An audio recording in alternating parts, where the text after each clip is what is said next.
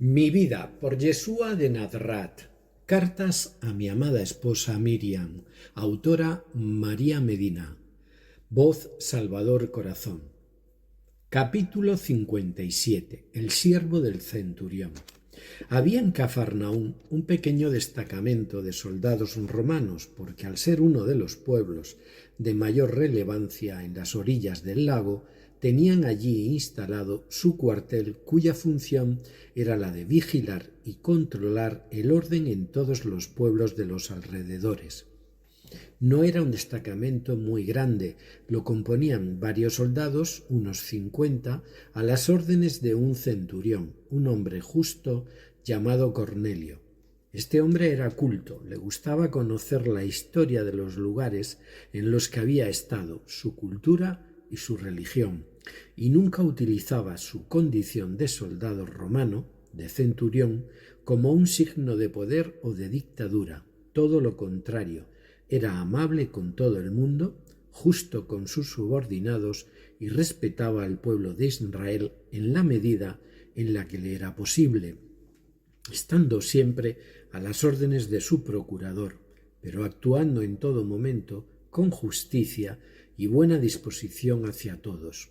Por esta razón era querido en cierta manera en nuestro pueblo y no se le temía, se le respetaba. Nos conocíamos bien. Él había tenido la ocasión de oírme hablar en Cafarnaún, en la sinagoga, que por otra parte había ayudado a construir en las calles o en los alrededores del pueblo. Conocía a mi familia y a mis discípulos cercanos, sobre todo porque algunos de ellos eran hijos del pueblo. Un día, en el que regresábamos de uno de los pequeños viajes que con tanta frecuencia hacíamos recorriendo pueblos y aldeas de los alrededores, cuando estábamos llegando a la plaza central, vi que se acercaba a mí un grupo de ancianos del pueblo muy agitados, enviados por aquel hombre. Me detuvieron en mitad de la placita y me contaron la historia del siervo de Cornelio.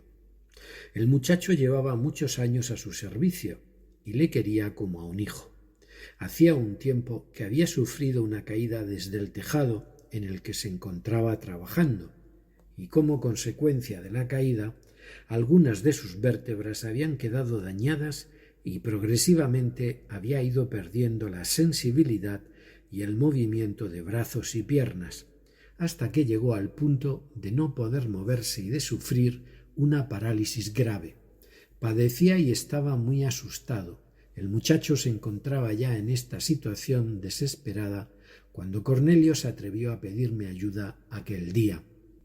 Nos dirigimos hacia su casa y ya estando cerca nos salieron al encuentro sus siervos para transmitirme que él ya sabía que yo no podía entrar en su casa, pero que estaba absolutamente convencido de que solamente con una palabra podría curar a su siervo. Me comunicaron la absoluta convicción de su señor de que él sabía que yo podía curar a su siervo, porque es cierto que estaba completamente seguro. Me había visto actuar muchas veces y aunque no era judío, sentía simpatía por nuestras ideologías y creencias y no dudaba de que yo era un profeta, un enviado de nuestro Dios. Aquel hombre se colocó en su perfecto lugar y me dijo que él no era digno ni siquiera de que yo entrara en su casa, tanto por su condición de romano no creyente, ya que los judíos teníamos prohibido entrar en las casas de los gentiles, como por la mía como rabino, mi auténtico ser. Me estaba diciendo que yo era demasiado grande, demasiado elevado para atender a su petición, que él lo sabía, que sabía que era un rabí justo, pero que apelaba a mi generosidad, que apelaba a mi espíritu para que les ayudara. Él estaba reconociendo toda esa situación, toda esta verdad y todo el respeto que sentía hacia nuestras leyes. Y aunque en aquel momento no le tuve delante, sentí su súplica tan profunda, sentí su petición tan sincera y tanta seguridad en mí y en lo que yo era capaz de realizar, que comencé desde aquel preciso momento a enviarle todo mi amor y compasión. Él estaba plenamente convencido de que sin siquiera entrar en su casa, con una sola palabra, y desde allí mismo yo podía obrar un milagro y curar a su amigo. Me conmovió su amor, me conmovió su fe, su humildad, su confianza total en mí, y es cierto que lo dije a todos los presentes, porque nunca había encontrado un alma tan pura como aquella, ni entre los propios de nuestro pueblo, ni de ningún otro pueblo diferente. Le envolví en amor y tranquilicé a sus siervos, diciéndoles que volvieran a su casa, que el siervo de su señor ya estaba curado. No lo dudaron ni un momento y, emocionados e inmensamente agradecidos, se marcharon corriendo a comunicarle todo lo sucedido. Cuando llegaron, el muchacho estaba en pie, se movía normalmente y no comprendía qué era lo que le había pasado. Sané a su siervo y no infringí nuestra ley, porque no entré siquiera en su casa. No hizo falta. Cornelio sí se acercó después hasta donde nuestro grupo se encontraba, porque quiso agradecer lo que yo había hecho por su amigo. Este acontecimiento se divulgó con rapidez y casi al momento la plaza se llenó de gente que quería verme y escucharme. Se arremolinaron a nuestro alrededor tantas personas que no nos dejaban ni movernos. Todos alababan al Padre, todos hablaban asombrados, y el tumulto fue enorme.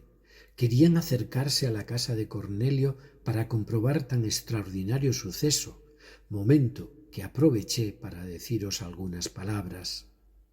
Basándome en la confianza del centurión, que no pertenecía ni a nuestro pueblo ni a nuestras creencias, quise ponerle como ejemplo de algo que se iba a producir con el paso del tiempo.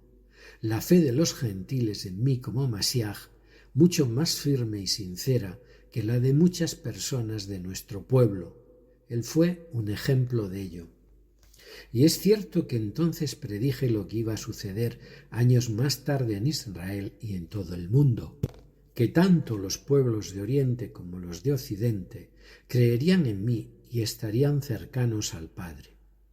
Me reconocerían como al Masiaj de Israel y participarían del reino de Dios, creyendo en nuestros padres, en nuestra historia y en nuestros profetas, y que sin embargo los hijos de Israel quedarían apartados de esta luz, de esta verdad, por su falta de fe, por su falta de confianza y su ceguera, como así fue.